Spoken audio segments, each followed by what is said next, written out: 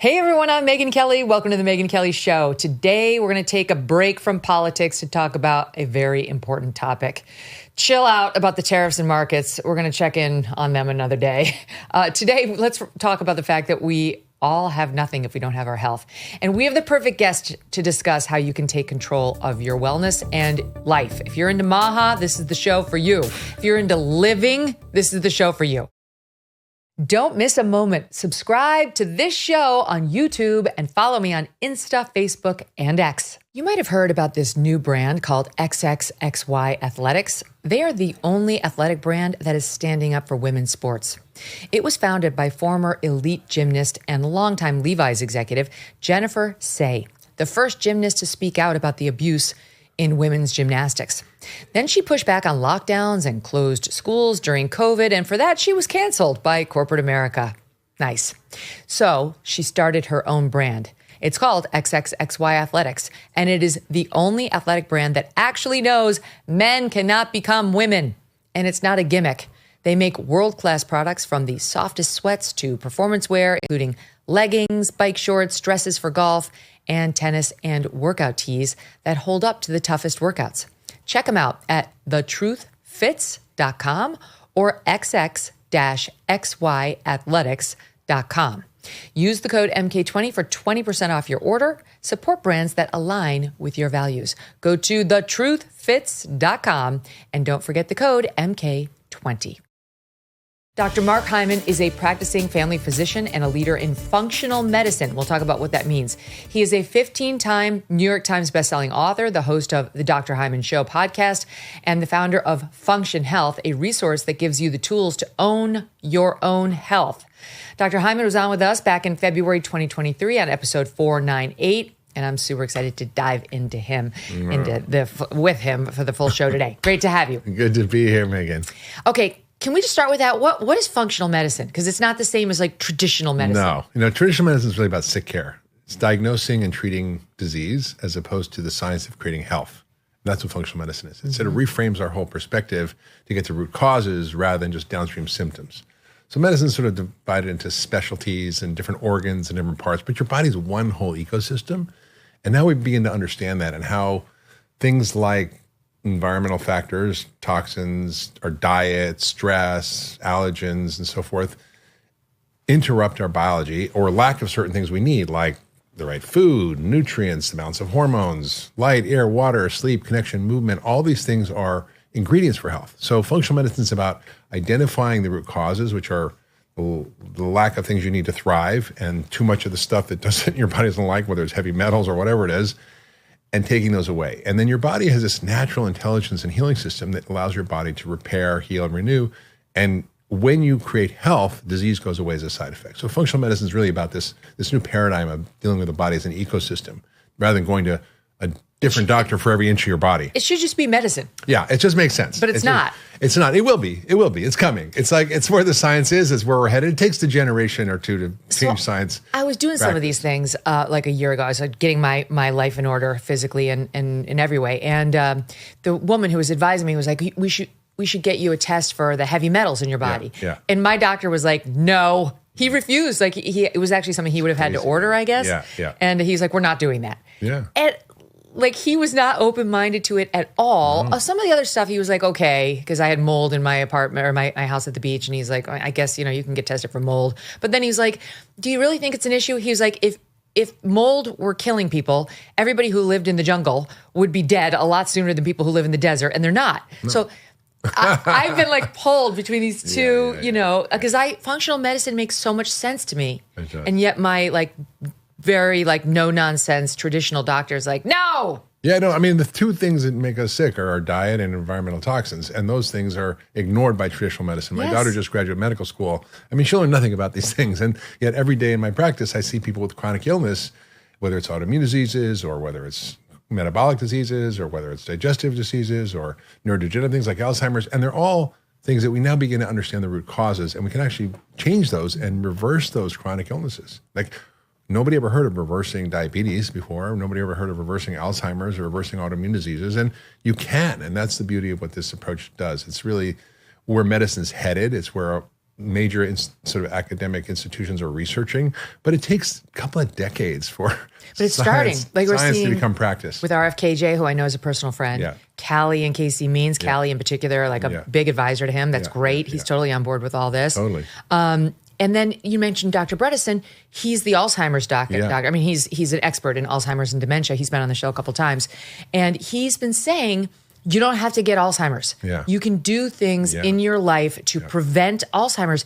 But the so-called traditional community looks at him as like, oh, I won't say snake oily, fringe. but like, exactly, fringe. Yeah. And like, you can't listen to him. I first got introduced to him by Maria Shriver, who was having him on when she was on the Today Show. Yeah. She's very into Alzheimer's. Absolutely. Anyway. Well, she's not in, she's into stopping it. Right. She loves Alzheimer's.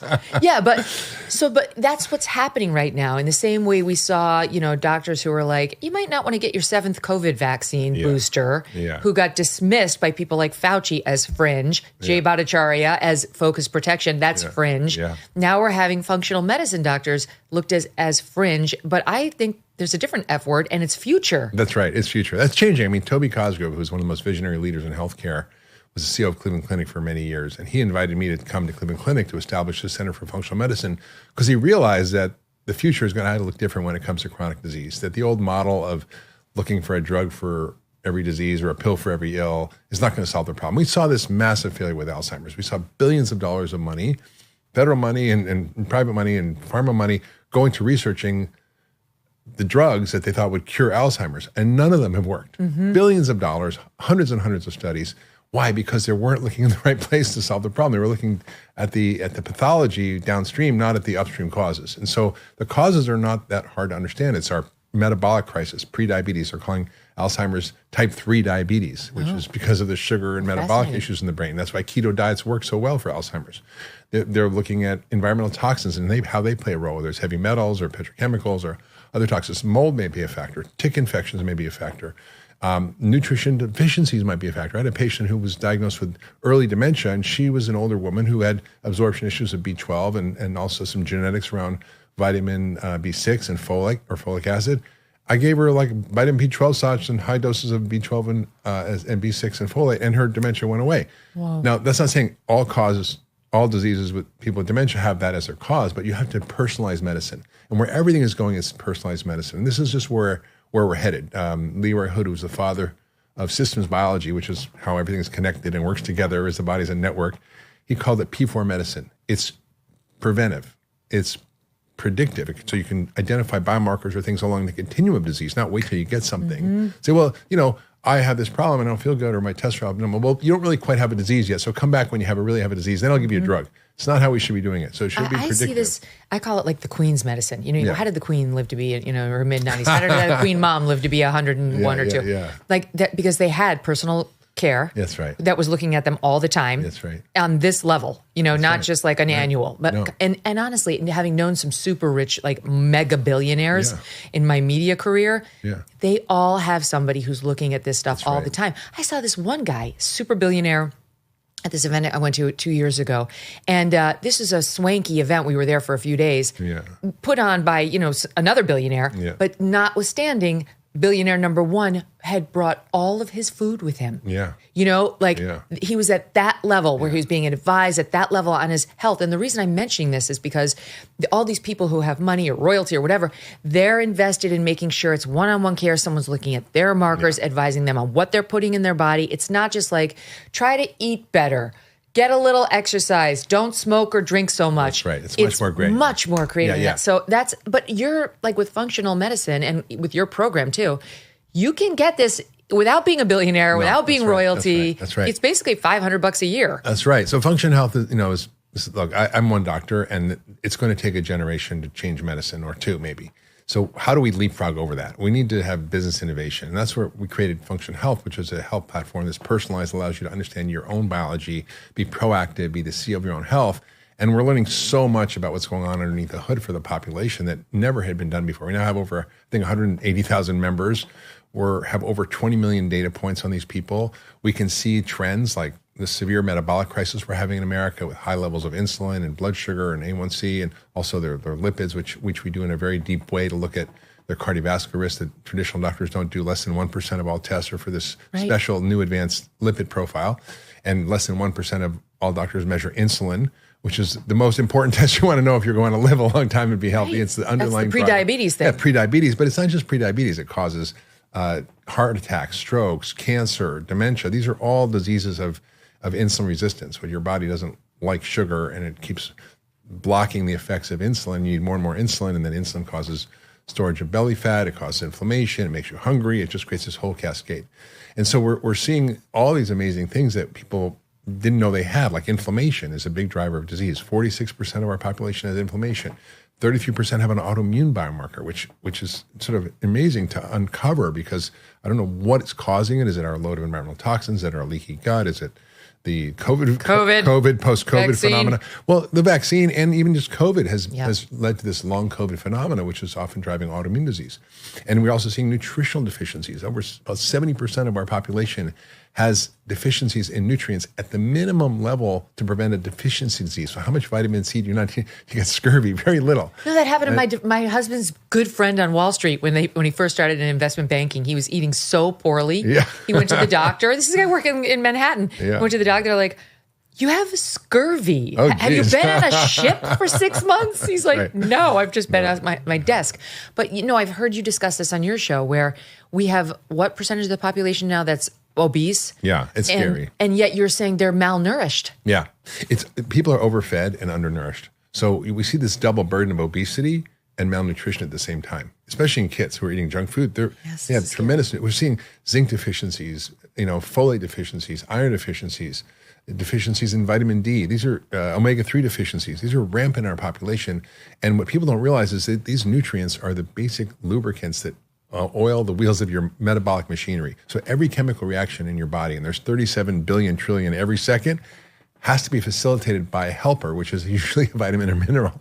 And we're deficient, and it's because we're eating 60% of our diet is ultra-processed food. It's 67% of kids' diet. For every 10% of your diet that's ultra-processed food, your risk of death goes up by 14%. So you do the math.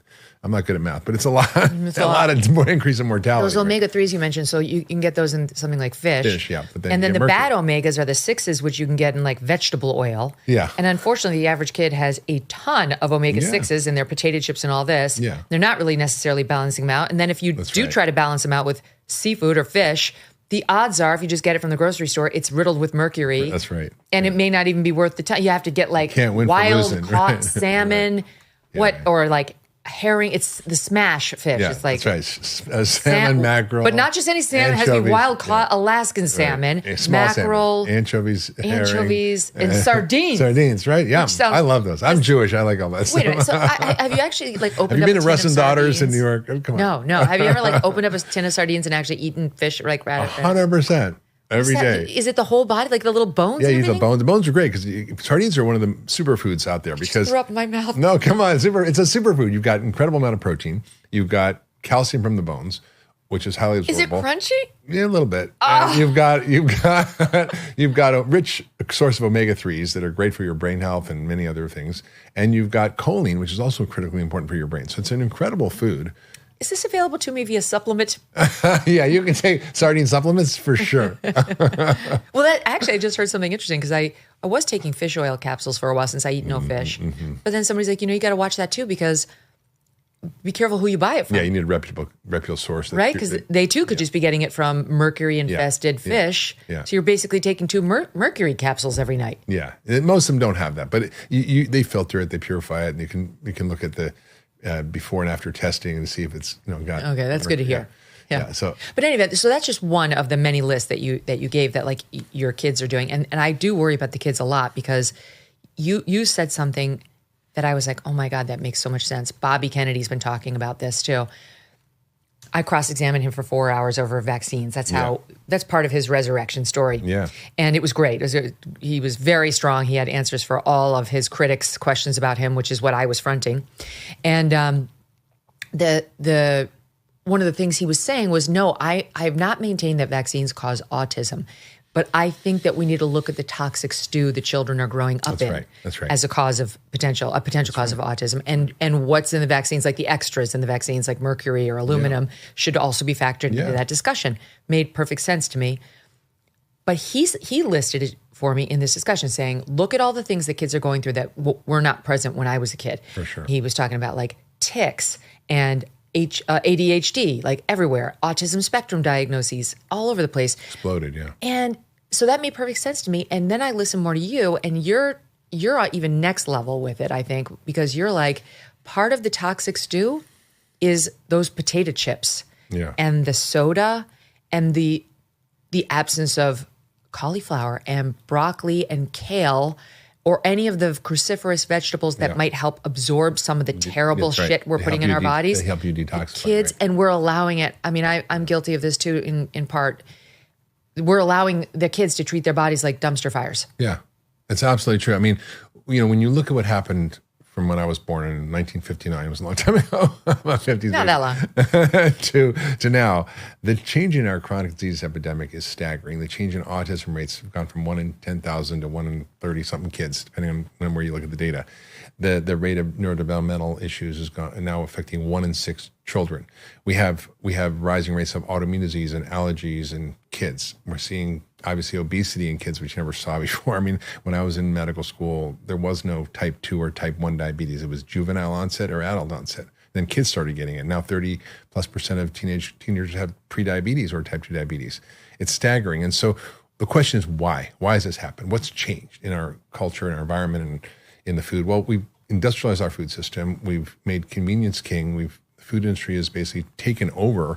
And when I say food, I mean the food and ag industry have taken over our society in ways that are pervasive and actually measurable.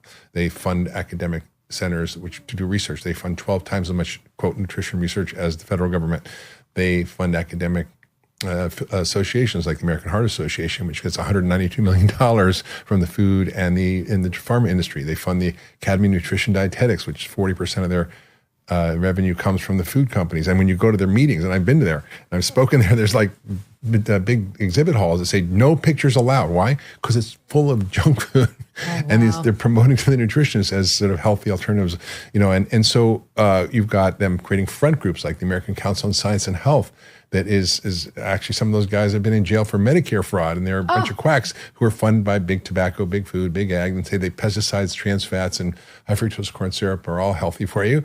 And then they fund social groups like the NAACP and Hispanic Federation to get them to oppose things like soda taxes, which we can argue is good or bad, but they want to lie themselves so they don't push back on them.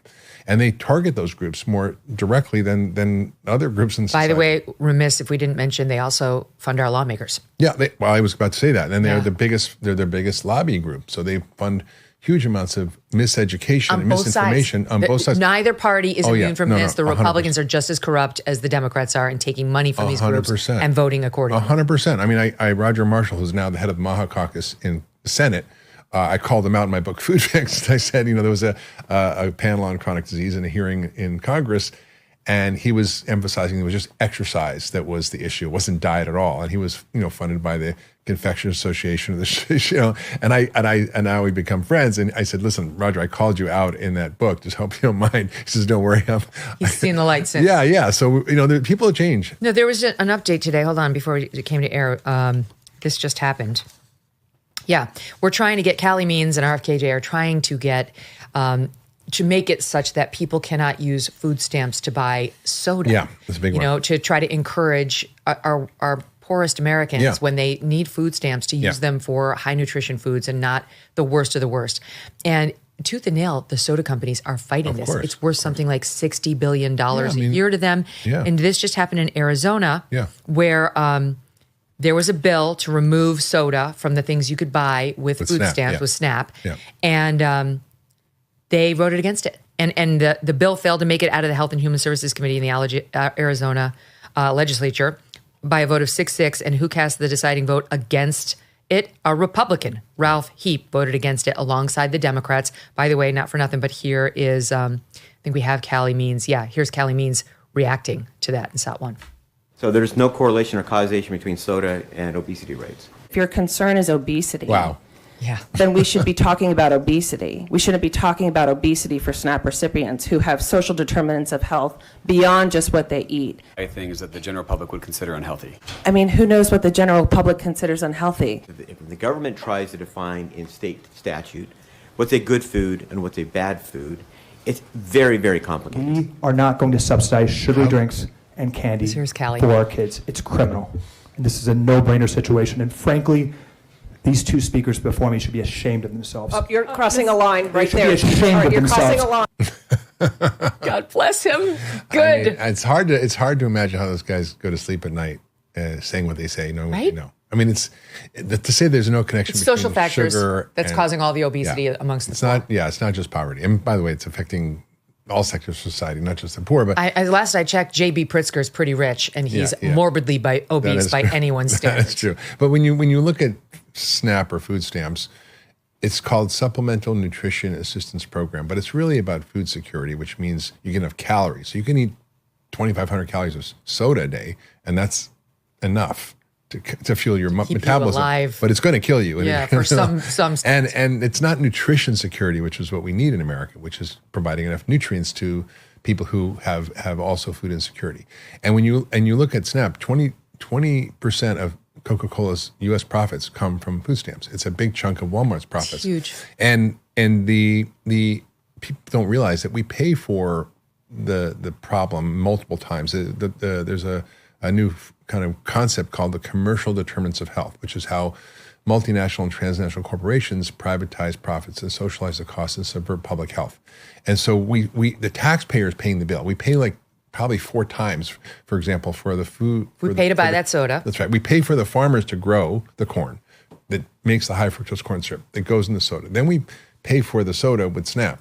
And then we pay for Medicare and Medicaid on the back end to deal with the chronic diseases like diabetes that result from it. And who's paying for the environmental consequences of how we grow the food using methods that disrupt our soil, the loss of soil organic matter. We've lost a third of all our topsoil. Soon we're going to lose all of it.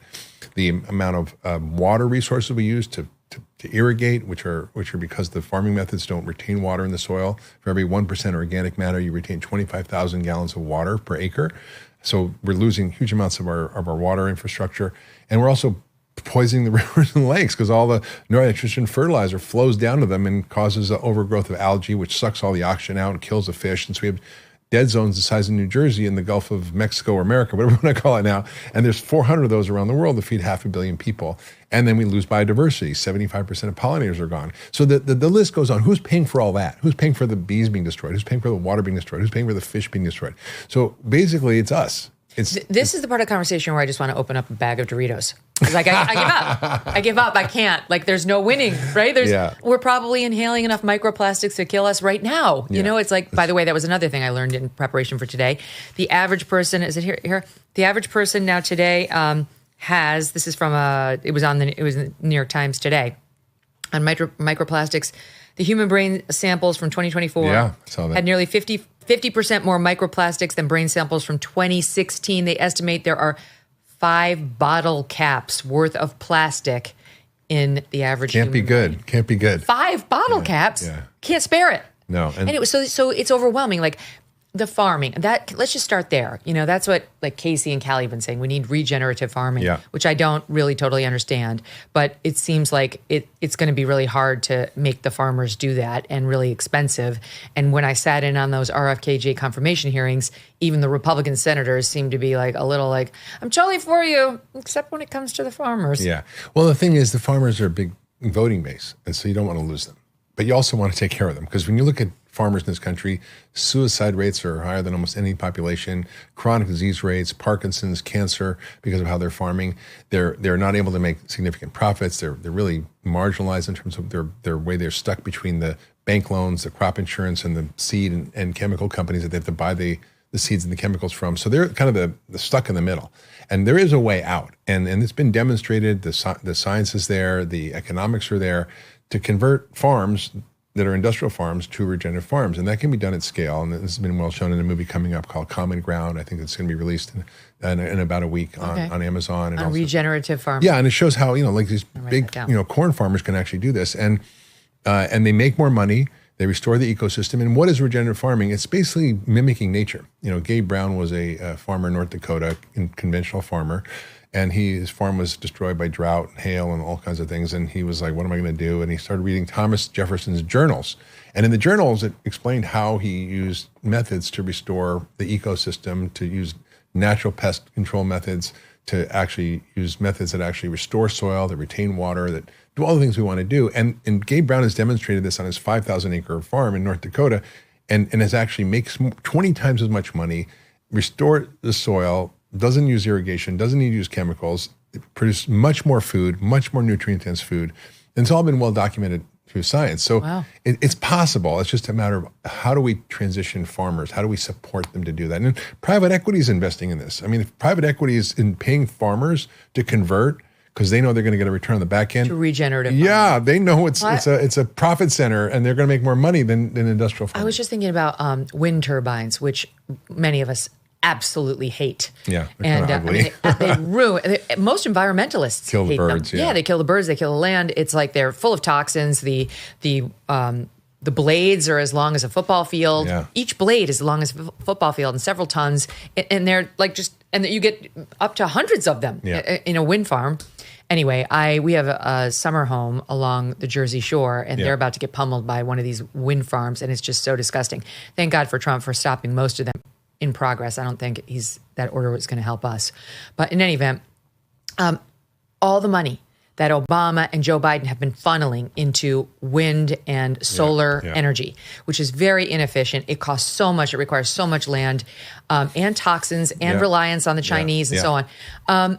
Why don't we funnel that into American farmers to help them switch over to regenerative farming? 100%. It's one of the best things we can do for the environment, for the climate, for energy. I mean, there's so much oil used in farming. People don't realize it's a huge amount of the inputs are all oil-based, the fertilizers, the pesticides, the amount of oil used to drive the big machinery. All that is enormous amount of oil that we use just to grow vegetables and grow corn and grow soy and wheat. So that can be changed. By the way, my husband wrote a book on Rudolf Diesel, who invented the diesel engine. They should be using diesel engines and powering them with corn. That's a place we could use good corn oil or vegetable oil. They can power the engines of the tractors. Better to use it in the engines than in our body. That's how the diesel engine was born. Yeah. Okay, so regenerative farming is definitely one of the things. Now, what happens when the average patient comes in to see you? Like, you do the blood tests. And where do you start? Like, what for the average listener, like what are the top 5? Because they don't know how to read their blood tests. I consider myself a relatively sophisticated consumer in this department. I don't know how to read my blood tests. I know you're supposed to look at the HDL and the LDL, and beyond that, I don't really know anything. Right. So what should the average person be looking at? What are the most important things? Well, I think we've had this edifice in medicine where the doctor is the gatekeeper and the healthcare system is the gatekeeper between you and your own biology. And I believe that needs to be changed. And people should be empowered to know what's going on in their bodies and to have the information to interpret it. And that's really why we co-founded Function Health, was to allow us to break down that barrier, to allow a personalized health platform that allows you access to your data and then to know what to do about it. What does it mean? Yeah. And do you give them a code? A code? I mean, like, you have all the numbers now if you get your blood tested through Function. But like, now what do you do? Yeah. How do they figure out what it means? Essentially, we're building the engine, and we have tens of thousands of pages of content that educates people about what it means, what to do about it, what the root causes are. So let's say you have a positive autoimmune antibody. In a traditional healthcare system, you say, okay, you're going to go to the rheumatologist. They're going to see if they can diagnose you with some autoimmune disease, and then they're going to give you an anti-inflammatory drug that's going to suppress your immune system, whether it's a steroid or a biologic that costs $50,000 a year. They're not going to go, why is this abnormal? So we guide you through an understanding of what it means and why is this potentially an issue. Is it because you have a leaky gut and your microbiome is messed up? Is it because you're eating gluten and it's driving that autoimmune biochemistry? Or is it because you're exposed to environmental toxins that are immunotoxic that affect you? So we begin to sort of sift through, or is it because you had COVID or because you have Lyme disease or whatever? And then you can sort of sift through and say, oh, gee, this is why I may be sick. And then we say, here's how you further investigate it. And here's the kinds of doctor you want to see. And here's the next steps. Or here's things you can do on your own. So it's really about self-empowerment. And by the way, this is all the stuff that Dr. Bredesen says about preventing Alzheimer's. 100%. This is so worth it for everybody's 100%. time. It's preventing everything, because it's like, there are a few common causes that drive all the chronic disease we're seeing. And it's not that hard. It's too much of the bad stuff and not enough of the good stuff that our bodies need. Mm-hmm. And when you take out the bad stuff, you put in the good stuff, which is essentially what functional medicine is, the body knows what to do. So I'll give you an example. So I had a patient come in and she had psoriatic arthritis. She had terrible inflammation of her skin and joints were swollen, the heartbreak of psoriasis. But she also had terrible heartburn and reflux. She had terrible irritable bowel syndrome. She had migraines. She had depression. She had prediabetes. She was overweight. And she was, 50-issue business coach. And I said, gee, what are all these things, how are all these things related? Instead of, seeing the best doctors, which she did at Cleveland Clinic, the best doctors in rheumatology, the best migraine doctor, the best GI doctor, the best depression psychiatrist. And she was seeing the best of every class and got the best of the state-of-the-art current model of treatment, which was just pharmaceutical drugs. Nobody said, why is she having these problems? It's the medicine of why, not what. Why do you have this? Not what disease do you have? Not what drug do I give, but why? And then we investigated, because she had all these gut issues. A lot of your immune system is in your gut. And so I cleaned up her gut. I got rid of the bad bugs. I gave her an antibiotic and antifungal, restored her microbiome with probiotics, gave her some fish oil and vitamin D. Came back 6 weeks later and she's like, Doc, everything's gone. Wow. I lost 20 pounds. My psoriasis is gone. My arthritis is gone. What? My migraines are gone. My depression is gone. I feel great. My irritable bowel, reflux are gone. And I stopped all my medications. I'm like, I didn't tell you to do that. She's like, no, I just was feeling so good. I stopped them. And so once you understand how to unlock someone's health and give them the roadmap, they can do it. Have you seen this in children too? Yes, of course. I mean, I'm a family doctor and I've treated, thousands and thousands of kids. And it's just so disturbing to me when I see the kinds of things that really are affecting these kids. I mean, I had one little girl who was 10 years old and she had this horrible autoimmune condition that was triggered by her eating crappy, sugary diet that was causing tons of yeast overgrowth in her gut. She also had gluten antibodies that were causing some injury to her gut lining that can trigger autoimmunity. She also loved sushi, which was weird for a kid, but she liked a lot of mercury-laden tuna. She was eating a lot of that. She had mercury toxicity. And we basically reset her gut. We put her on an elimination diet. I gave her some things to get rid of the overgrowth of yeast in her gut, and I gave her chelation to get rid of the mercury. And she had something she was on like 1,200 milligrams of solumedrol, which is like a horse dose of steroids. Whoa. Every 3 weeks intravenously. She was on chemo drug called methotrexate. What? She was on like drugs to help with her Raynaud's and other gut issues. So calcium channel blockers. She was on a whole list of things. Aspirin because she had more blood clotting. She was on a pile of drugs. And she really couldn't function really very well. And she completely fixed it. She was 100% better. And I check in with her 10 years later. She's doing great. She's gone to college and is really healthy. And so we see that if we start to dig into the root causes and help people understand how their body is actually organized, not how medicine currently organizes it, we can do tremendous amounts. And that's really why I think functional health is so important, because it helps us leapfrog over the current medicine, empowers people with their data, and helps them understand what to do about it. I heard you talking with someone, and forgive me if you weren't the one with this story, but I think it was you, talking about a kid's handwriting. Oh, yeah, that was me. Yeah. Yeah. So I mean, we hopefully can show this on the show, but there's a kid I had who had ADD, and this is what first got me to realize that what was happening in the body affected the brain in a very profound way. It wasn't just the mind-body effect, but the body-mind effect. And many of our psychiatric illnesses are caused by dysfunctions that we can treat, not with ADD medication, which is now prescribed. We are going to definitely spend time on this. This is interesting. Yeah, I mean, and this kid had ADD, but he had also all these other issues. He had asthma, and he had allergies, and he had stomach aches, and he had headaches, and he had a whole list of stuff. And he was seeing 7 different doctors, about 7 different prescriptions. And he was on Ritalin. He'd been kicked out of kindergarten. He was that bad. Oh, boy. And his writing was terrible. These kids often have what we call dysgraphia. It means you can't read their writing, really poor handwriting. But like at 12 years old, you couldn't even read it. And his mother came to see me. We put him on a clean diet. He was only eating processed food. We did a nutritional testing, and it was like so malnourished. I mean, he wasn't really overweight, but he was really malnourished. I don't understand. It's just so strange that a mother who would be like taking him to all those doctors and like having. Well, she finally got to me. She didn't like it, but she's like doing the best she could. As a mother, you don't know. And then she heard it doesn't even occur to you that maybe it's nutrition. I think for a lot of people, it doesn't even occur to you because especially with a child who you think can process anything, no matter what you do. And 2 months later, the mother brings him back, and he's doing better at every level, and he's off all the medications. But what was so striking to me was his handwriting before and after. She showed me his handwriting from his homework, and it was like a different kid. And it was at that moment I go, wow, how did his brain going from being chaotic and dysfunctional and not synchronizing properly to being kind of functioning and organized and structured so that he can actually function in the world and not have ADD, and his handwriting go back to normal? Because it wasn't like I gave him a handwriting class, Right. And I was like, wow, this is crazy. And that led to me writing this book called The Ultra Mind Solution, which is how to fix your broken brain by fixing your body first. And this was like 15 plus years ago. And now there's departments of metabolic psychiatry at Stanford, nutritional psychiatry at Harvard. Guys, Chris Palmer, who's a Harvard professor, is a psychiatrist, discovered accidentally you could cure schizophrenia on a ketogenic diet. And now, there's $3 million grant that just got given to MAHA to study ketogenic diets and severe mental illness like bipolar disease and schizophrenia. Whoa. And we had such a stigma against this instead of understanding that this is something that actually is because our biology is just not functioning You know properly. what I'm thinking about right now? After we had, did you watch that roundtable that they had in the U.S. Senate with Ron Johnson and Callie and Casey were there? And the Atlantic did a big write-up of it after and called it the woo-woo caucus. Yeah. They were so dismissive and disgusting about these ideas being discussed in a serious way. And that's what we're up against is that, you start to say like, maybe we can head off schizophrenia with diet. Yeah. And they say, I'm out. You're crazy. Yeah. But this is actually looking at academic medical centers. This is what they're studying. Like they're looking at these things seriously because the data is there. And so, Max Planck, who was a physicist, said, science doesn't advance by convincing your opponents and helping them see the light, but because a new generation grows up that's familiar with it. In other words, medicine advances one funeral at a time. Yes, right. And so it's unfortunate. People get very ossified in their ideas. And Thomas Kuhn wrote about this in The Structure of Scientific Revolutions, how it's very difficult to convert people who believe a certain thing, like the earth is flat or the earth is the center of the universe or that species arise in their fixed state, basically. Or that it was an insurrection.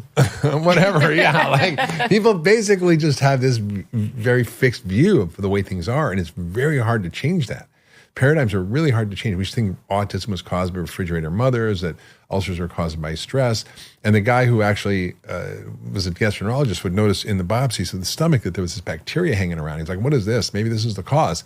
And everybody laughed at him. The whole gastroenterology field just made him a joke. And he says, well, I'm going to prove it. He's drank a beaker of this bacteria. He got his partner he got an ulcer. He got his partner to scope him before and after. He took antibiotics, cured the ulcer, and then proved it, and he won the Nobel Prize for it. Oh, wow. So, what one day seems like a quack, and the next day is actually standard of care. To me, it just doesn't seem quacky at all. It seems like absolutely logical and sensible. It's just people won't accept it. And I think part of it is it's so much easier to take a pill. You much rather be told, just take this drug and you're good, as opposed to completely change the way you eat. And by the way, you need to move more. I mean, it's so hard to do, Megyn, in our environment because everything is set up for us to fail. We have a toxic wasteland of nutrition that we live in.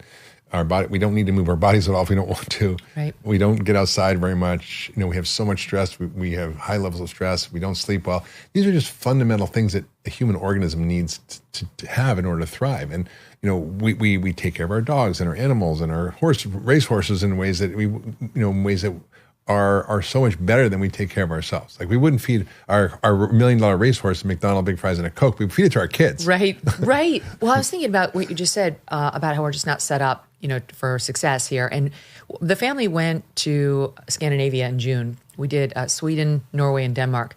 And they're all basically the same country, but in terms of their approach to lifestyle and so on.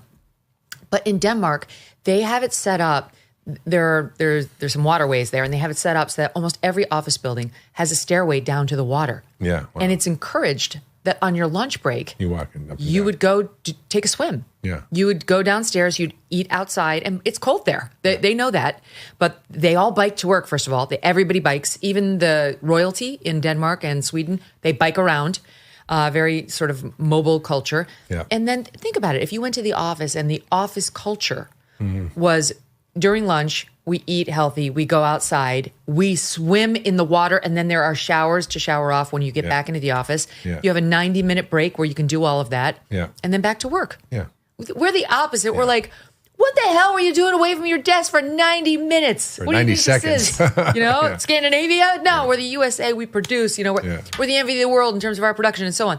That's our mindset. There are some benefits to it, but in the health department, not really. No, it's very disturbing. I mean, when you look at it as compared to every other country, we spend more than twice any other nation on healthcare, which is almost $5 trillion, $1 in $5 of our economy. The federal government pays for 40% of that, and it's $1 in $3 federal dollars. So we're footing the bill, and we're 48th in life expectancy. I think Cuba and Albania are better than us. Oh my God, Albania? I think so. Yeah, maybe they don't have good records, but like that, when you look at the list, like what are we doing here at the bottom of the list? And I mean, Trump on Joe Rogan, he showed this graph. What's the number one reason for that? What's the number if you had to pick one? I think it's our diet. Ultra processed foods. Yeah, it's the takeover of the American food supply by the industrial food system. Yep. And chemicals everywhere. Within that, what's the number one culprit? Ultra processed or chemicals all over? I think it's sugar and eat? starch. Sugar and starch, and then you can add in the chemicals and all the rest of it. And by the way, is bread? Is bread bad? Is bread basically sugar? Yeah, well, actually, something called the glycemic index, which is how much a given food raises your blood sugar, is based on white bread. So that's 100. So that's the highest. Yep. Sugar is actually 80 because it's made up of fructose and glucose. But it's a little bit tricky because fructose doesn't raise your blood sugar. But they both have the same. Yeah, below the neck, your body cannot tell the difference between a bowl of cereal or a bowl of sugar. Wow. You know, or a loaf of bread? Or a loaf of bread. It's just the same thing. So when you eat white bread, you're basically eating sugar. And the American population consumes 152 pounds of sugar and 133 pounds of flour per person per year. That's almost 3/4 of a pound per day. You know, I mean, the dietary guidelines, which need to be fixed, and I'm working on that with my nonprofit. Good. That 10% of our diet, they say, can be sugar. That's 12 teaspoons in an average 2,000 calorie diet. For a kid, the average kid's eating 36 teaspoons of sugar a day. Well, that's a pharmacologic it might have been dose. Callie or Casey, one of them, was saying at the turn of the 20th century, the 1900 or so, the average, recommended daily, or the average intake of sugar amongst American children was 0. Yeah. 0 on a day-to-day basis. Now they say you can have like 28 grams. Yeah, it's crazy. It was 0. Yeah. Well, when the World Health Organization tried to reduce the recommended amount of sugar to 5% of your diet from 10% in the recommendations, Donald Rumsfeld, when he was under Bush too, flew to Geneva and said, we're going to pull our $400 million of funding from you if you do that. What? It's crazy. Yeah. I mean, that's how powerful the food industry is. They have infiltrated every aspect of our society. Oh, and not to mention they're basically accounting for most of the marketing and TV besides pharma. Yep. It's all junk food. I mean, I watched the Super Bowl last year. It was 11 junk food ads in the first half. They're pushers. They're pushers. If they were doing this with, heroin, we would see the danger. But well, it's addictive. I mean, the science is so clear in this, Megyn. 14% of adults and kids are biologically addicted to food. This is according to the Yale Food Addiction Scale. It's a scientifically validated metric for looking at food addiction. And I'm not talking about just like, I love cookies, because I love cookies, but like people who really can't stop, like an alcoholic. That's staggering. And these companies know this. They've designed the food to be like this.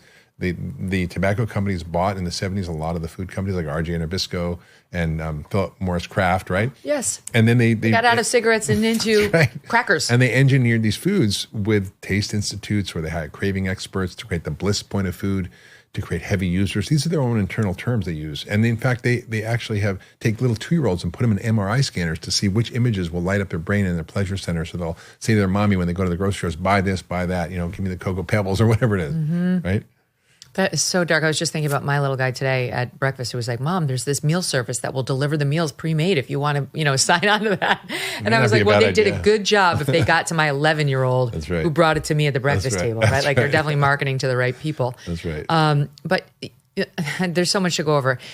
I wanted to say something about the food. Oh, is it true that Bayer bought Monsanto? Yeah. So one of the biggest drug companies in the world bought one of the biggest chemical companies in the world that's spraying our food with everything, getting us sick by the day. And then where do we go? Back to the medical companies. That's right. Well, it's actually Bayer who makes some of the drugs for non-Hodgkin's lymphoma. Oh, wow. And there's been multiple lawsuits that have wasn't there just one? Yeah, $2.1 billion settlement for glyphosate, which is Roundup or basically an herbicide that is sprayed on 70% of crops, that is in most of our bodies and most of our urine. I mean, I tested this and you can see it. It's pretty scary.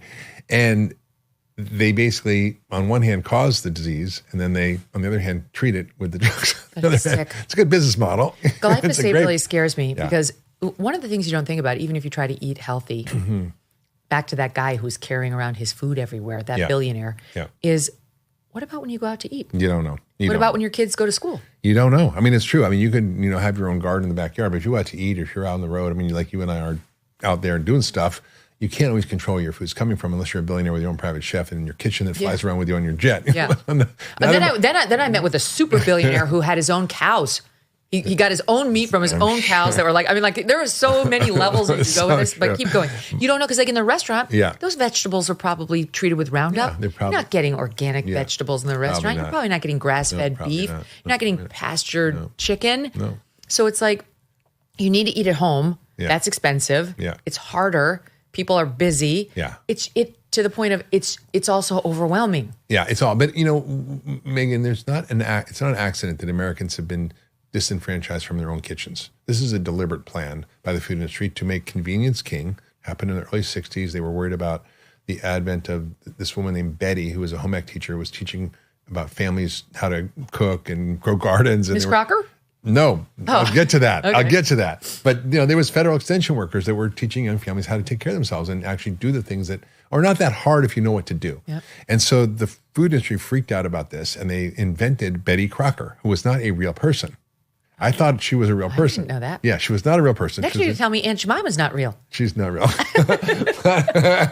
But Betty Crocker cookbook, if you remember it, because you probably had it in your mom's kitchen. Yeah. Add 1 can of Campbell's cream of mushroom soup to your casserole. Add 1 roll of Ritz crackers. They insinuated processed foods. It was delicious, though. Okay, all right. But it was like they insinuated all this crap into our diet, and then they got TV dinners, and then we got you deserve a break today. We got Fleischmann's margarine and Tang and all these foods that were Twinkies. Twinkies. Like I grew up on that stuff, and it turns out that this was not an accident. This was a deliberate attempt to sort of, you deserve a break today. It was sort of the classic thing where and Women's Lib also kind of facilitated that, because I get women out of the kitchen and women's liberation. And then no one was in the kitchen at all. Right. That's right. And so we now have generations of Americans who don't know how to cook, who don't have basic life skills.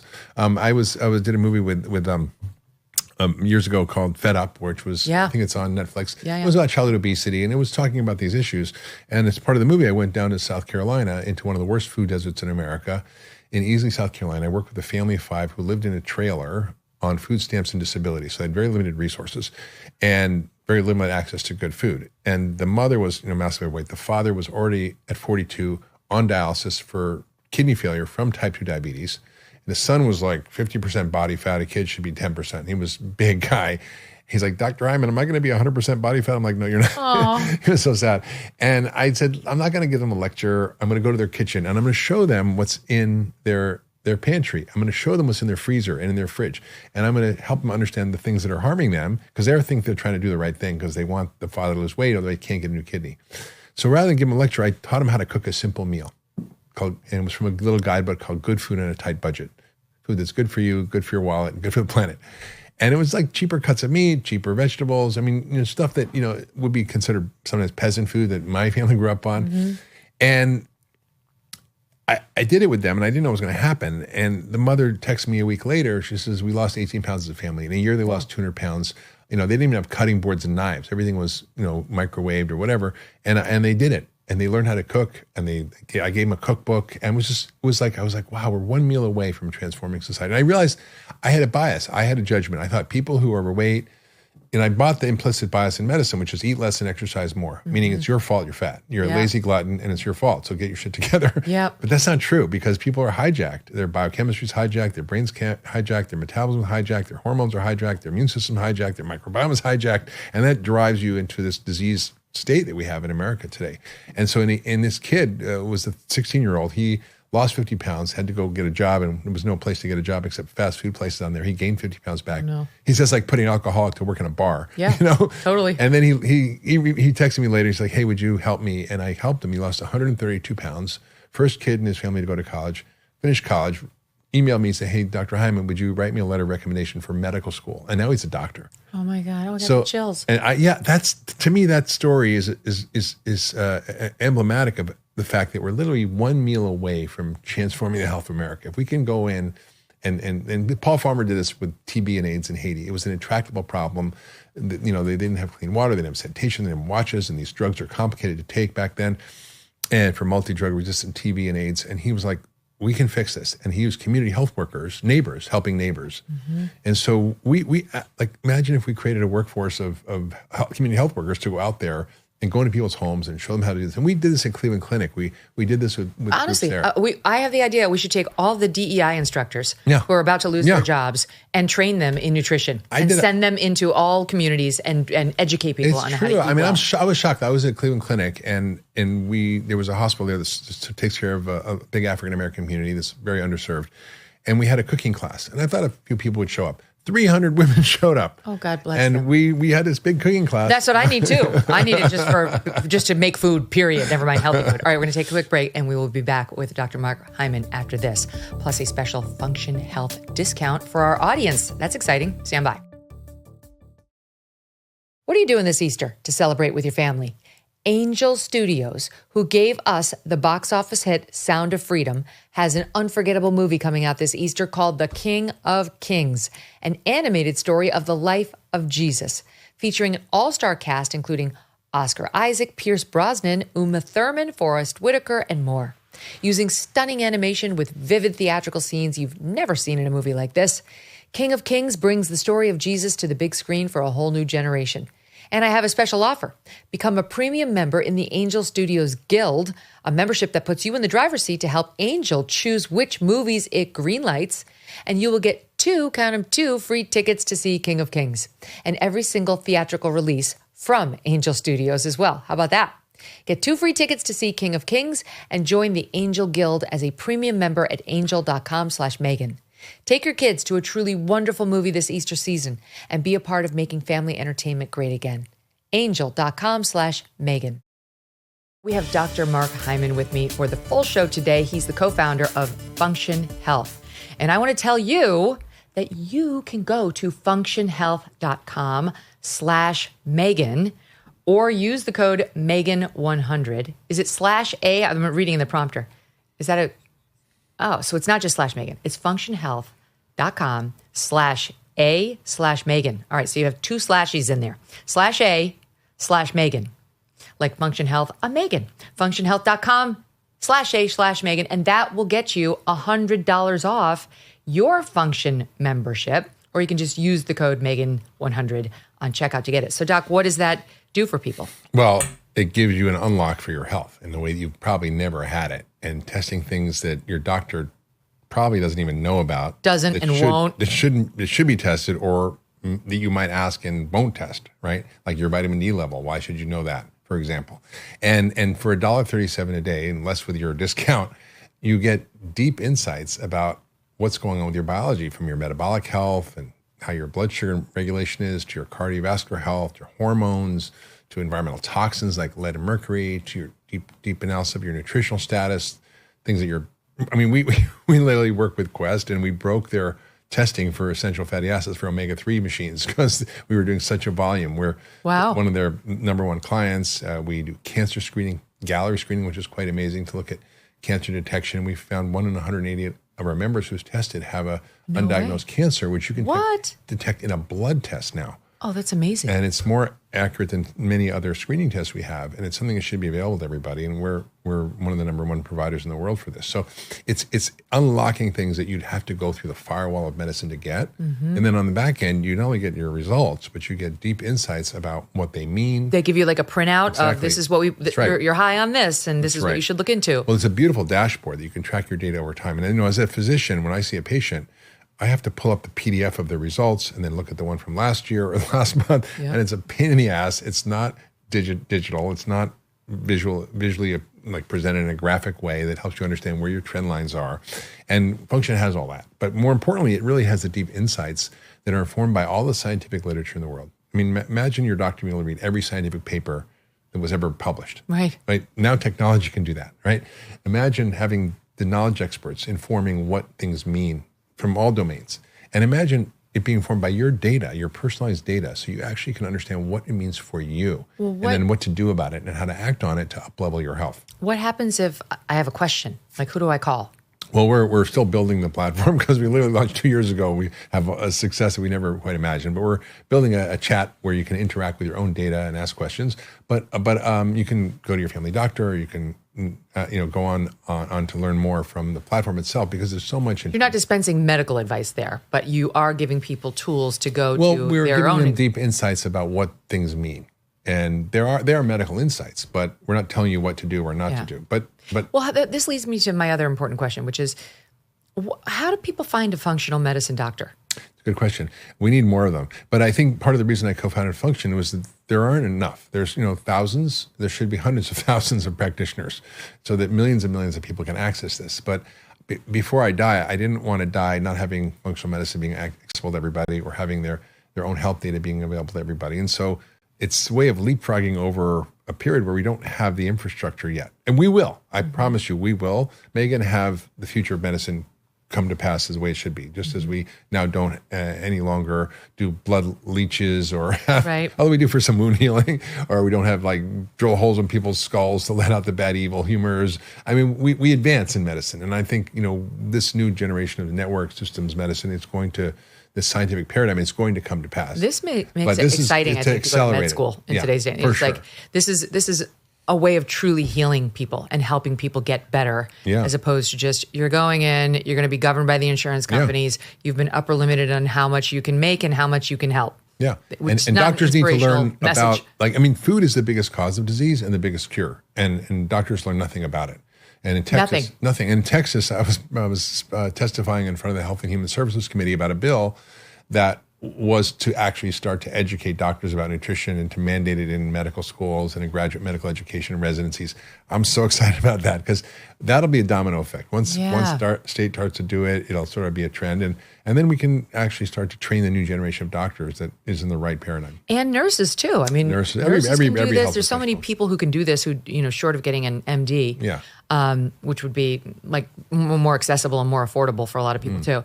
So you've mentioned it several times, the keto diet. I've had it mentioned to me many times. I don't understand it still. No, I think I've looked it up, and it says it's more like fat. Well, it's pretty easy to understand. So your body is like a hybrid car. You can run on electric or on gas. Gas is dirty burning, electric's clean burning. Gas is carbohydrates. So your body runs very well on carbohydrates, but there's a lot of downstream consequences of having a high starch carbohydrate diet. For certain conditions, and this was first discovered in medicine with epilepsy, we found that if you took away all the sugar and starch and you increased fat to like 75%, you could actually stop seizures that no medications would touch. If you look back at the history of medicine and diabetes, treatment of type 1 diabetes, where your pancreas just shuts down, all these kids would die. And the way they would treat them would be putting them on a 75% fat diet. Jocelyn, saturated or unsaturated? Everything. Lard, butter, everything. Wow. And I mean, by the way, Megyn, 25% of breast milk is saturated fat. Yeah. So it's gotten a bad rap. It's gotten a bad rap. I mean, we can go into that too if you want. But what was fascinating back in the teens and 20s was there was medicine was actually prescribing ketogenic diets for type 1 diabetics to save their lives. And now we see that we can actually reverse what is predominantly a carbohydrate intolerant society, where we have 75% overweight, 93% metabolically broken, meaning they have some problem with regulating blood sugar and insulin. 93% of us, that means 6% of us aren't. Probably you and me are part of that 6%. Wow. But it's not a lot of people.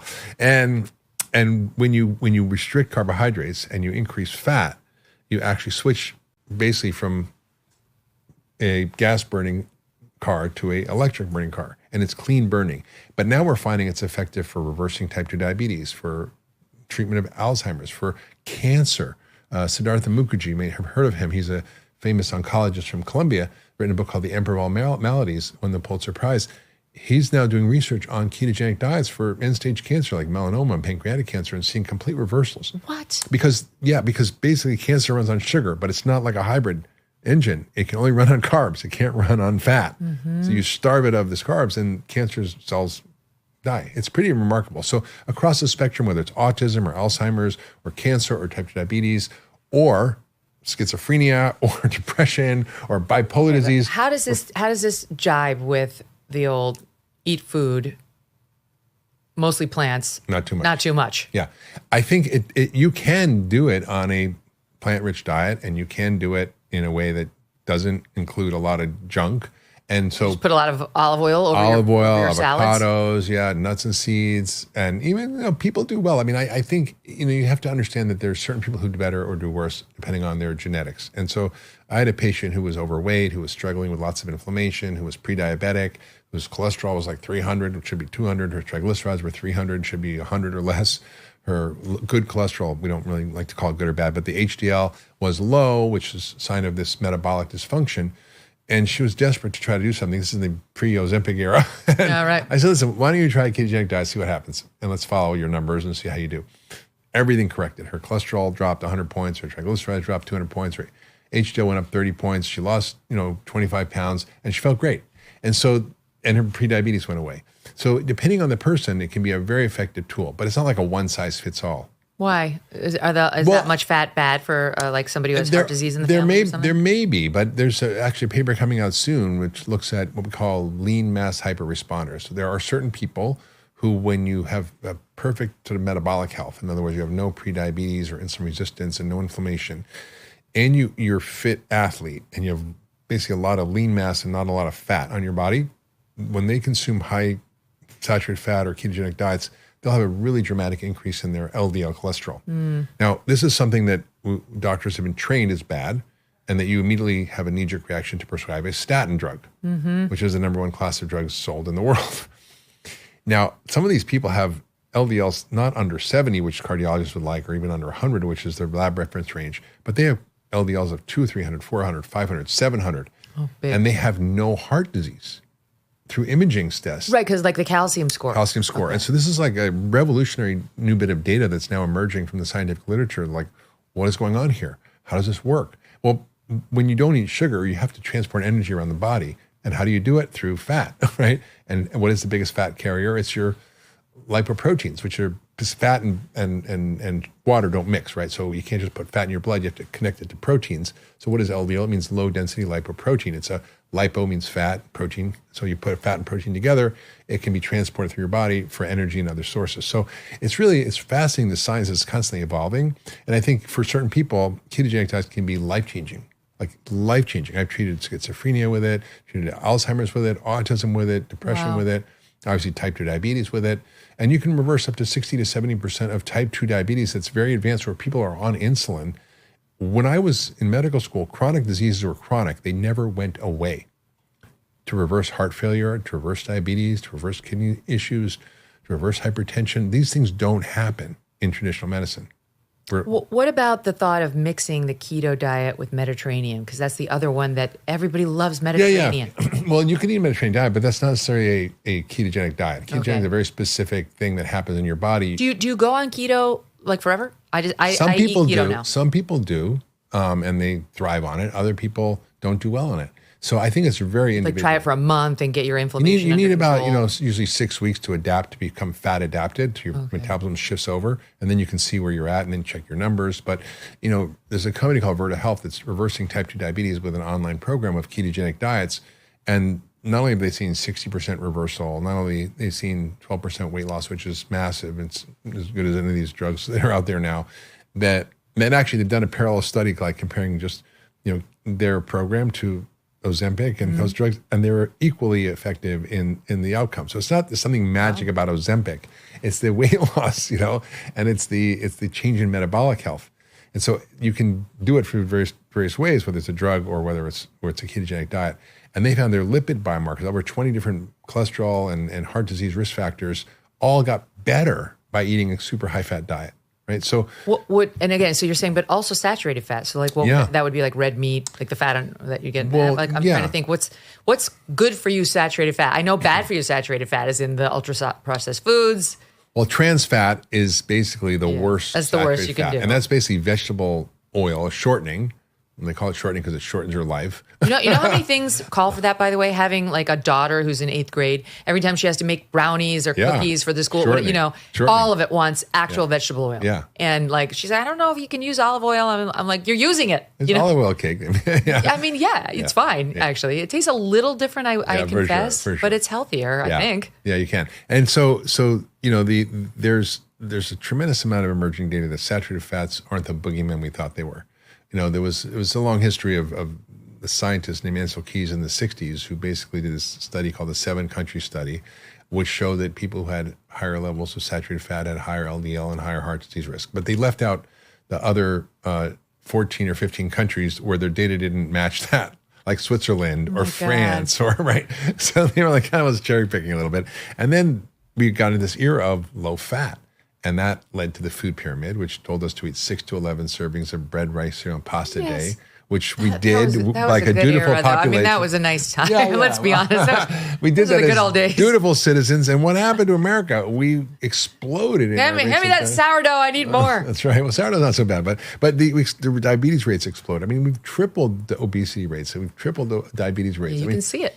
I mean, this is not a genetic problem. I mean, you see those memes online where they show Americans in the 1900s, and they're all, first of all, they're well dressed, and second of all, they're all slim. Yeah. All of them are slim. Yeah. It's very rare to see an obese person, even in the United States, 100 years ago. And not even 100 years ago. I mean, the African Americans in the 60s were healthier than white Americans. They were thinner and they had less disease. Now it's the opposite. You know, when we saw COVID attack certain communities like New Orleans or Chicago, and there were 70% of the deaths were for 30% of the population, which was African American. And when you watch there's a movie called Amazing Grace with Aretha Franklin. It was filmed in 1970 in Oakland. There wasn't an overweight black person in the audience, and she wasn't overweight. Wow. And you go like, whoa, wow, that's crazy. And now 80% of African women are overweight, and obesity rates and heart disease rates and hypertension rates and kidney failure rates far exceed the And you can tie this to ultra-processed foods and to the demonization of fat and elevation of sugar. Yeah. And that was the problem. And now we've kind of reversed that trend. And I think, it's a big sort of tanker ship to move, but we have to do it because we're not only threatening our personal health, we're threatening our national security. 70% or 77% of recruits for the military are rejected because they're unfit to fight, because they're overweight or other reasons, because of their diet. You've got global competitiveness being challenged. We're like 30-something in math and reading in the world because kids can't learn in school because they're all doped up on these drugs and eating sugar and these chemicals in the food that are causing ADD, behavior issues, and all sorts of things. And depression. I've heard you talk about this too. This is like everybody, you go to a therapist today, whether it's you or a child, the first thing I want to do is prescribe you something. They want to get your college-age kid hooked on a drug like that. Yeah. They're like, they've helped a lot of people. There's no explanation of, no one would ever ask, what are you eating? No one. It's true. I mean, it's the most amazing thing to me because it's so obvious. But as doctors, we learn that, disease really doesn't have anything to do with nutrition.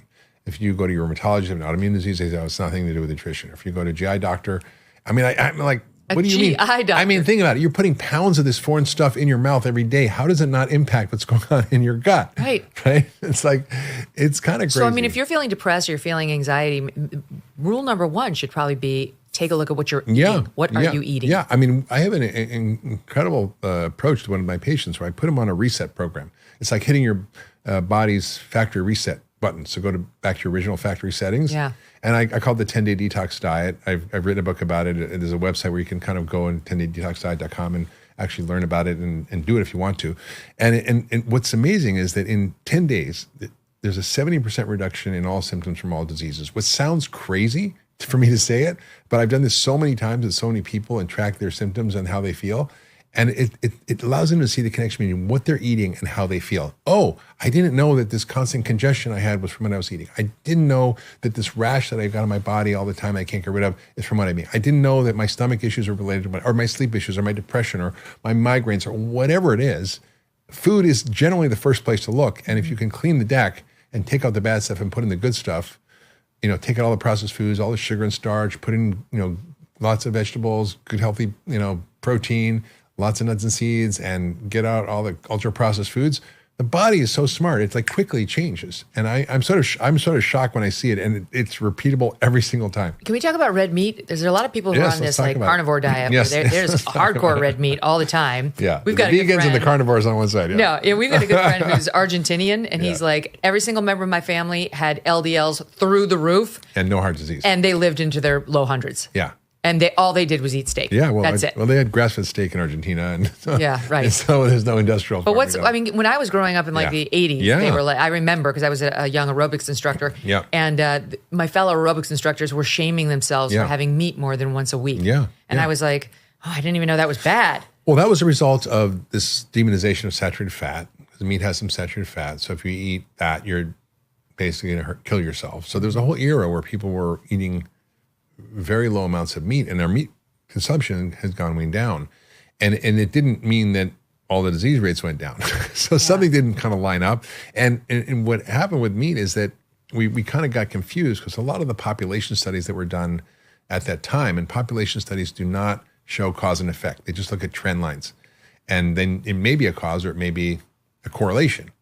And what they found was that people who were meat eaters in those eras actually had more disease. But when you look at the specifics of their behaviors, the meat eaters in those studies, they ate 800 calories more a day. They drank more. They didn't eat their fruits and vegetables. They ate more sugar. They didn't exercise. They smoked. Yeah, there you go. That's why they were sicker. It wasn't because of the meat. And when you look at studies, for example, when they've done this with 11,000 people who shopped at health food stores who were either omnivores and ate meat or vegans or vegetarians, they both had their risk of death reduced in half. It's because they weren't eating all the crap, right? Mm-hmm. So it's not the meat; it's what you eat with it. Is it the burger or is it the bun?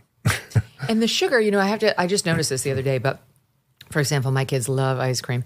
And Who doesn't? I was I just do. looking at those, you can get those like dark chocolate bars at Whole Foods.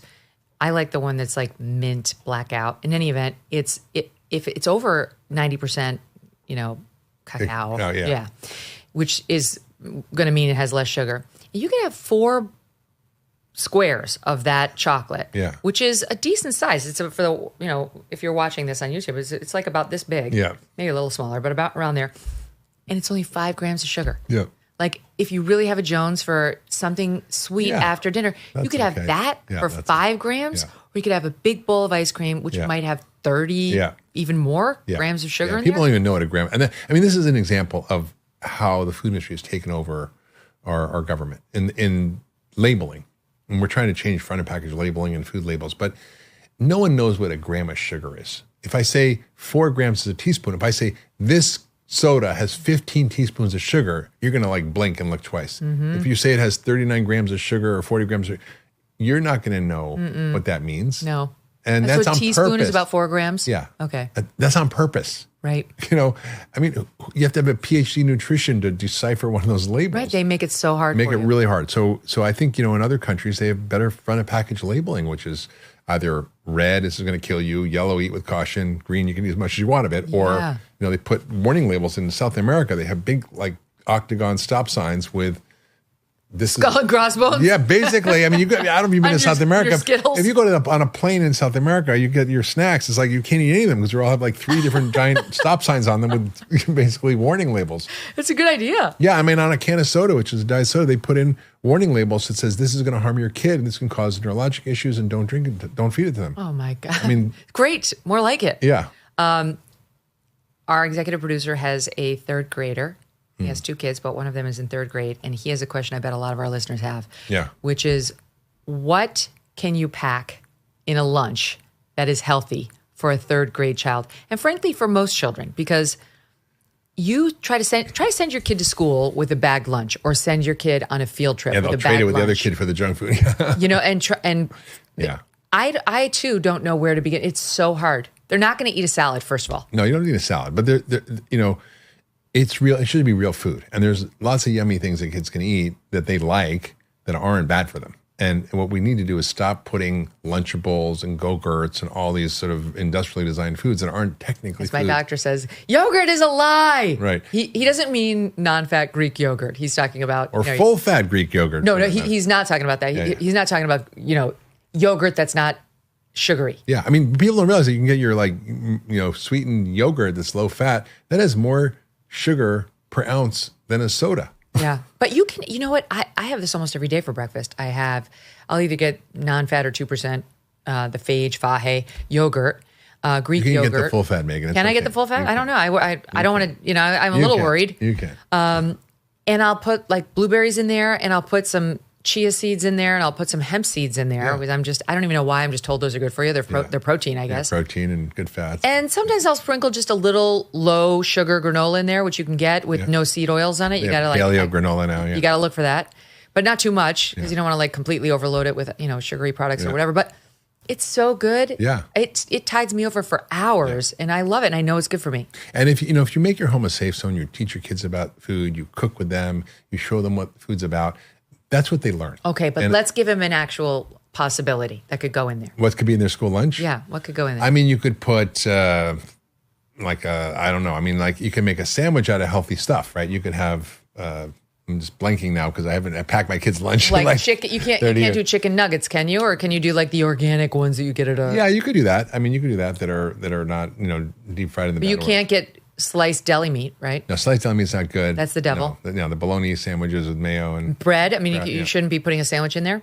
I mean, you could if it's whole grain bread and you know the source of it. I think the kids need to eat real food, and the problem is that they're not eating real food, and there are great guides on how to do this. I'm like blanking on school lunches because basically an apple, fruit, cheeses can be fine. We're okay with cheese? Yeah, cheese can be fine. I prefer sheep or goat cheese. What else, Steve? What else do we need to know? Hold on. See if there's a follow-up. What kind of meat? Yeah, what kind of meat in the sandwich? Like real. I mean, you can put turkey, sliced turkey, roast beef. Real, like not deli. No, not deli turkey, because that's like kind of ground up and mixed with all kinds of stuff. Like a chicken breast that you cooked yourself the night before in avocado oil. Something like that. That's pasture raised. Yeah. Okay. It's just so much harder than it should be. It's like. It is. Well, the defaults are the wrong choices. How do we make the defaults the easy choices and the right choices? Yeah. Right? I don't know. Even in the summers, I'm sure there are a lot of parents out there who can relate to this. The summers, the family eating goes to hell. Mm-hmm. The kids daily eating, because they're all over the place. Our kids go to this day camp, and then they swing by the ice cream place that has a great menu, like a diner kind of place. And they're all eating just terrible food all day long. Yeah. I don't even know what the alternative is.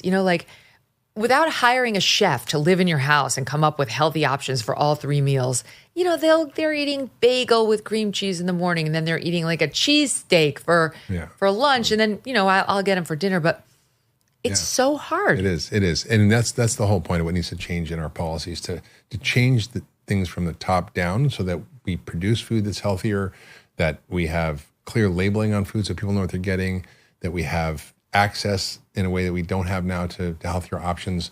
And so those things will take time. And I think that's what the Trump administration is trying to do. Mm-hmm. I hope they succeed. I think there's a sort of a tension between the USDA and HHS, because the USDA basically is to support farmers and not necessarily support the health of Americans. And they essentially are creating all the diseases inadvertently that Health and Human Services and Medicare and Medicaid are having to take care of. So we have to beware of the USDA. The right hand is actually making the left hand job's a lot harder. So how do you like RFK Jr.'s chances of succeeding in this job, given all these forces? He's got a lot of forces arrayed against him. I mean, there's a multi-trillion-dollar industry that is basically wanting him to fail, and it's threatened. The food industry, farming industry, the pharmaceutical industry.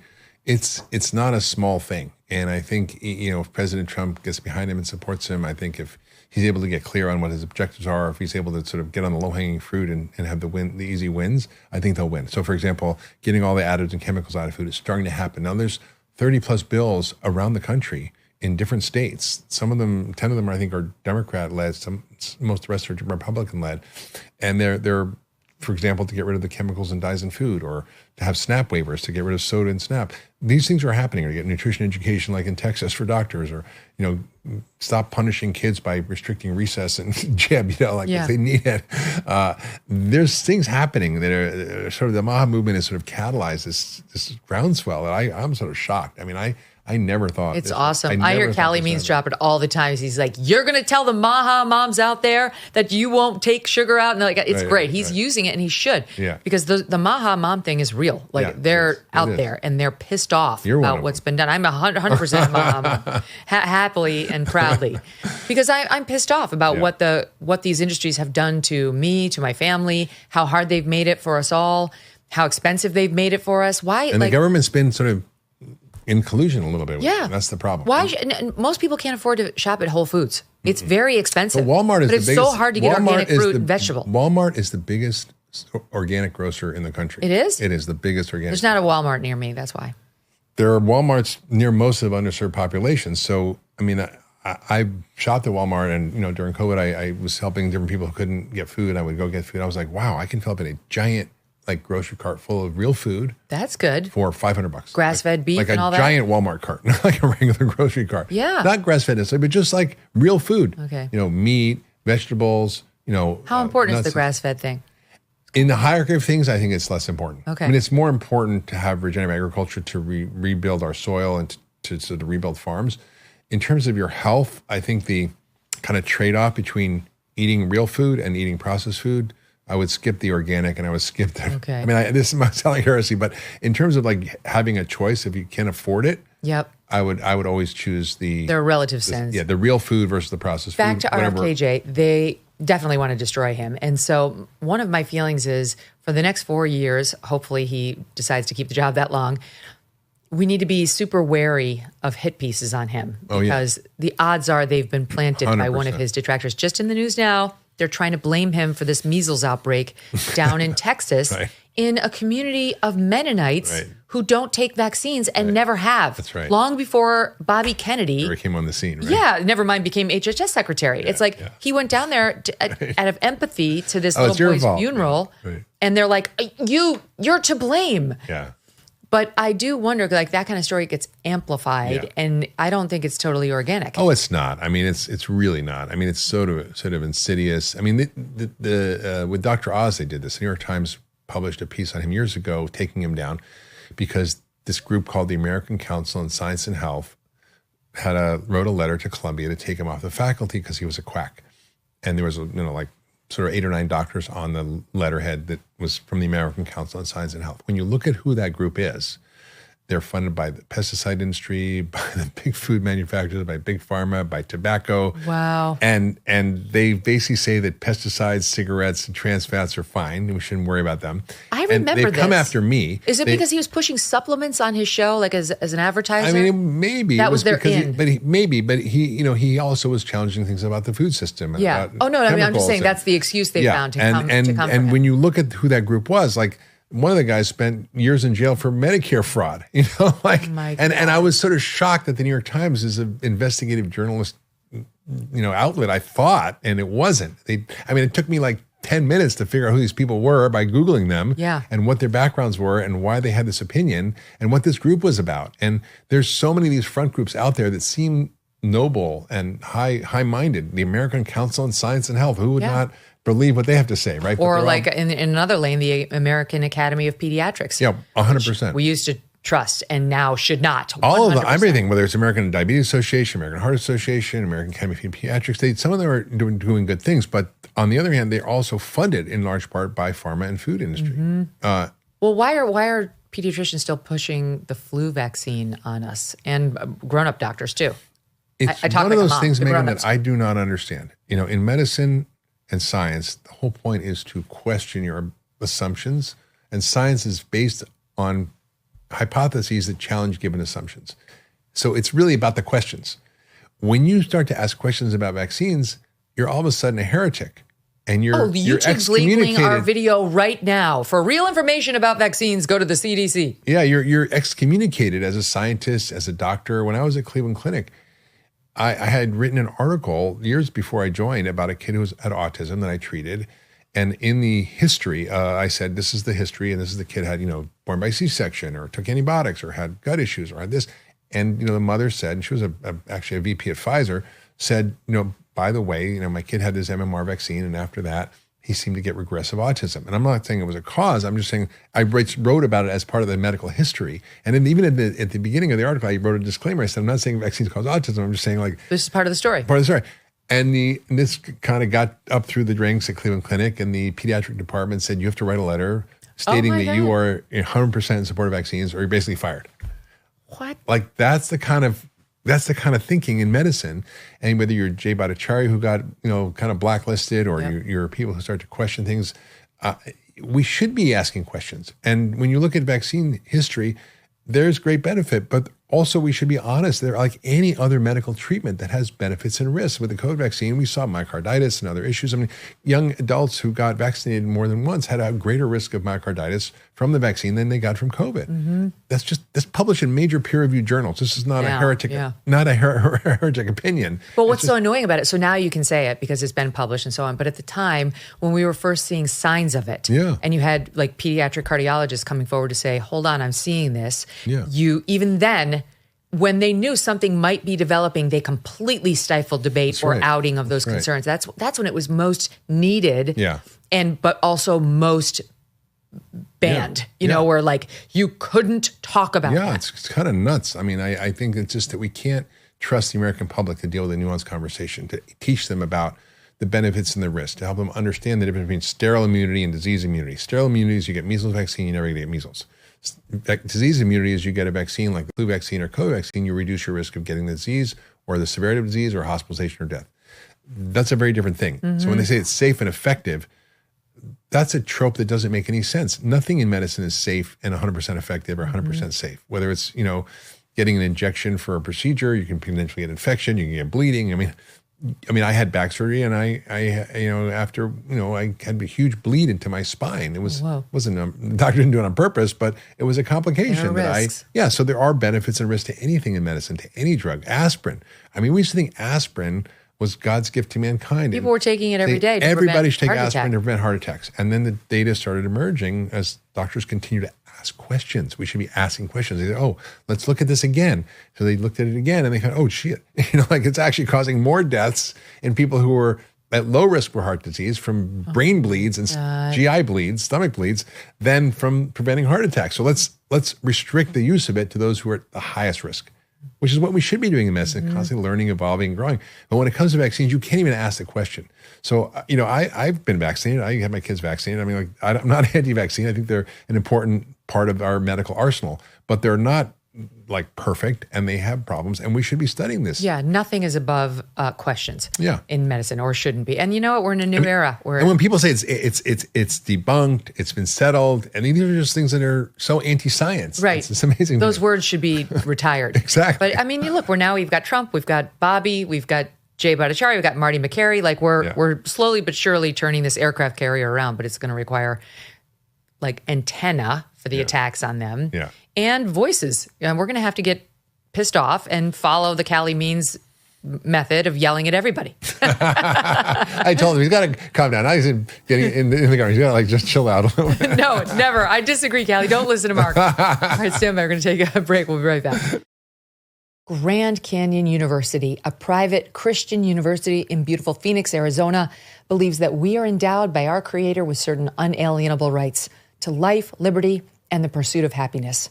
GCU believes in equal opportunity and that the American dream starts with purpose.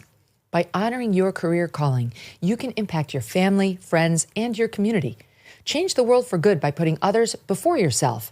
Whether your pursuit involves a bachelor's, master's, or doctoral degree, GCU's online, on-campus, and hybrid learning environments are designed to help you achieve your unique academic, personal, and professional goals. There's the NCAA tournament, which they are in again this year. With over 340 academic programs as of September of 24, GCU meets you where you are and provides a path to help you fulfill your dreams. The pursuit to serve others is yours. Let it flourish. Find your purpose at Grand Canyon University. Private, Christian, affordable. Visit gcu.edu. As Americans are getting inspired to make their health and fitness a priority, let me tell you about Don and the team at Jacked Up Fitness, a great American company. Their commercial-grade Power Rack Pro has everything you need to get a full-body workout from home. The cable crossover system and integrated weight stacks allow you to do hundreds of exercises, basically everything you can do at the gym. With everyone's busy schedule, having one of these commercial-grade all-in-one Power Rack Pros right in your own home can be a game changer. And if you are new to strength training, don't worry. Jacked Up Fitness offers the Get Jacked Up program free of charge. Led by celebrity fitness trainers Kim Lyons of The Biggest Loser and Clark Bartram, the program has full-body video-based workouts. You simply press play and you follow along. You get started on your fitness journey today for free. Go to getjackedup.com and sign up to access the free program. And when you're ready to order your own Power Rack Pro, save 10% by using my promo code MK. No more excuses. Let's all get in the best shape of our lives. Go to getjackedup.com. Don't forget, we are giving you discounts if you would like to join Function Health and get one of these blood panels with all this information today. What's the URL, Steve? What is it? I'll stand by. functionhealth.com/a/Megyn /a/Megyn functionhealth.com/a/Megyn, or just go to functionhealth.com, and when you sign up for the package, I think it's normally like $500 a year, you get $100 off. That is so well worth it. I know you may be thinking, no, I can't. That's, like he said, about $1 a day. That's right. For your health. Like, actually, to find out potentially if you have cancer, like this seems smart. Now, let's talk about the weight loss drugs, because it seems like one of the first things that Trump did in the MAHA lane was to take them off of the Medicare and Medicaid options. But that seems counterintuitive, because being fat causes everything. It's true. It's complicated. I mean, Medicare Part D is the drug benefit for Medicare. It's $145 billion.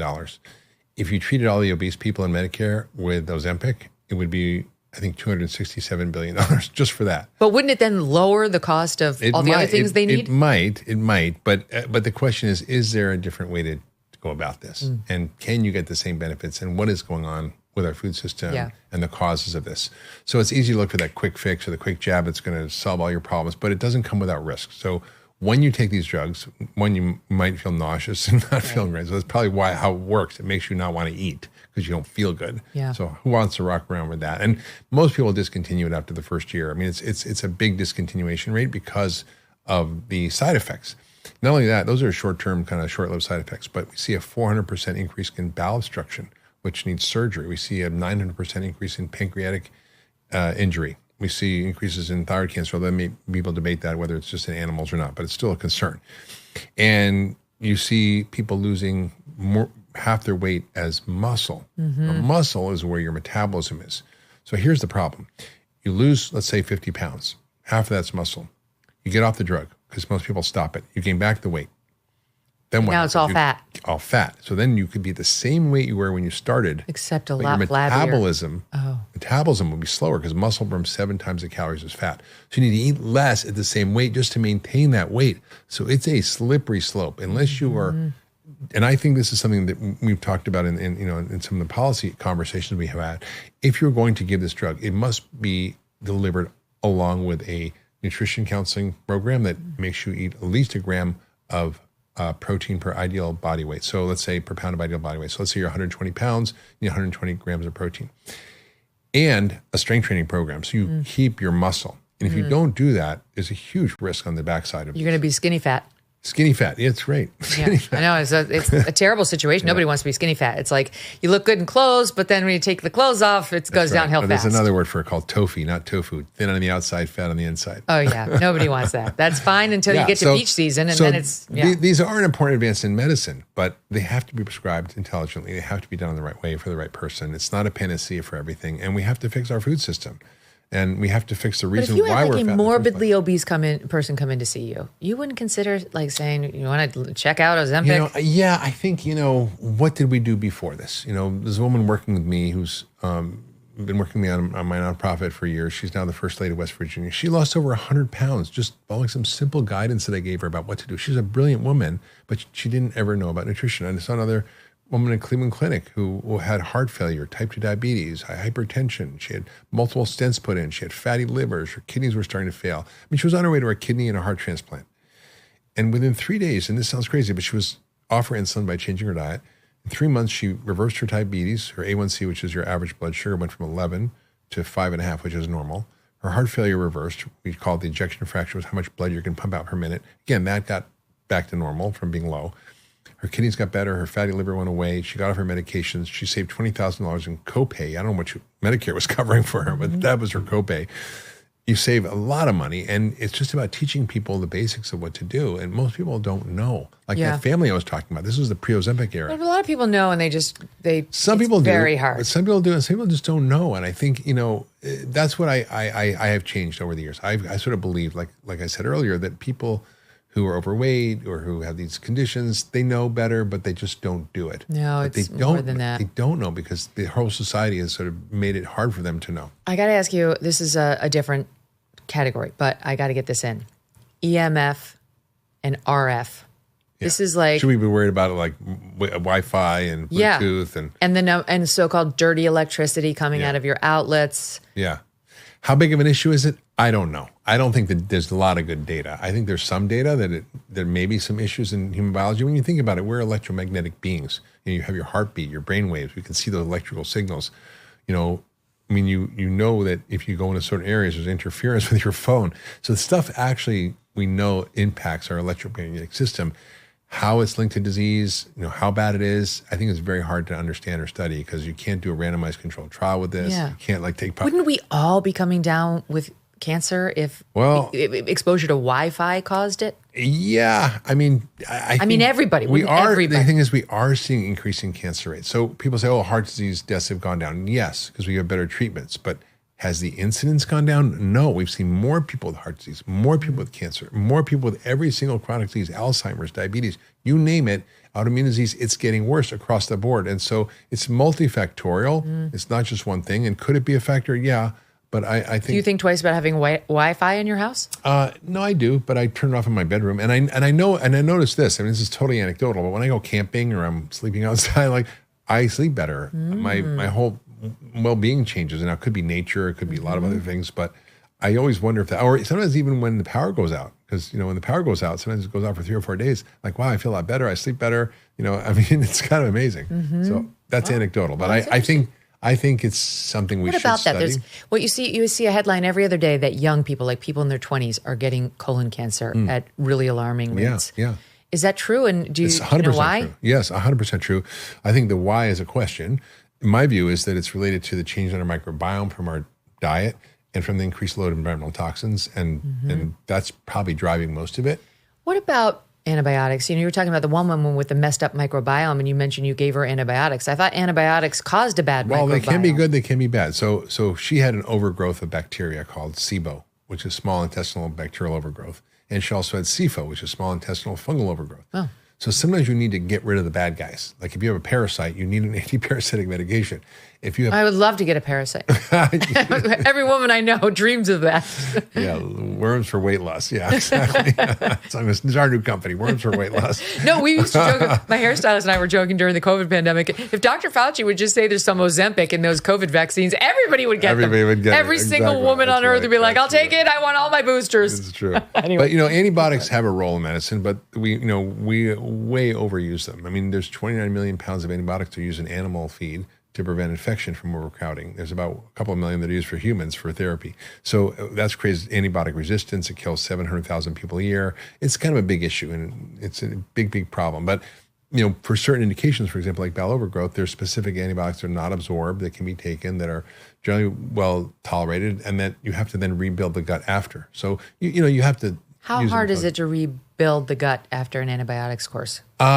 It's not that hard if you take probiotics, if you eat healthy diet, if you feed your microbiome phytochemicals and fiber, it can come back. Okay. Yeah. I've been taking this shot, not for antibiotics, just because I don't know, everybody says it's supposed to be good for you, of raw, it's like honey, what is it, apple cider vinegar and some lemon. Yeah. It is the most disgusting. Yeah. You take it and you're like, oh, yeah. Is this important? What? I mean, it can be good to change the pH in your stomach, but I'm not a big subscriber to that. I think it's so painful. But I don't really like all that fermented stuff they say that you should eat, like sauerkraut and pickled this and pickled that. I don't know. Yeah. I don't like this diet. I'm not having sardines, and I don't love my vinegar drink, and I don't want to eat a bunch of sauerkraut. I do like but yogurt's good too, right? I mean, can I do that instead of the apple cider vinegar? If it's not industrial yogurt, yes. Okay. It's industrial. What do you mean? I mean, like factory farm cows that are pumped full of antibiotics, hormones, and it gets into the milk. Well, I don't even know how I found that out. I hadn't even considered that. Well, you can buy organic, yogurt. I don't think mine is organic. I've got to go look at that immediately. Yeah. I hadn't even considered it. Okay, so in sum, we need to detoxify ourselves. We need to detoxify our environment. You mentioned mold. You mentioned Lyme. All this ultra-processed foods. Buy organic. Yeah, ultra-processed. I mean, if you could get a message out that's simple, it's like, if it's a food that you can't recognize or make in your kitchen with the ingredients that you have in your kitchen, you probably shouldn't eat it. Don't eat If it. you don't have butylated hydroxytoluene that you put on your vegetables or you sprinkle on your steak, don't buy food with it. Yeah. Better It's safe than almost sorry. like you need to get rid of your pantry. I think we need a fridge biopsy for most people Yeah. and a pantry biopsy, and we need to get rid of the stuff that's harmful. Yeah. And I think that's the thing that most people can do. They can look at their kitchen, go through everything. And I've written a lot about this in my books, but how do you actually have a healthy pantry? How do you get rid of those things that are harmful? And if you go through there and look at the ingredients, if it's stuff you don't recognize, get rid of it. If you can't pronounce it, if it's in Latin, don't eat it. Like it has weird ingredients like maltodextrin. You or your kids. Yeah, or your kids. Yeah, exactly. Yeah. So what you're saying is that my mom serving me wild berry high C with every meal was not exactly the best choice. No, probably not. Linda, Probably not. well, this is where we went wrong. That's right. Dr. Mark Hyman, it's a pleasure. Pleasure. Function Health is the name of the company, and you guys got to check it out again. It's Function Health, right? FunctionHealth.com or Function.com? Function Health. FunctionHealth.com/A/Megyn, and that will get you $100 off your membership there. Well worth your time. Thank you all. Thanks, and we'll talk to you tomorrow.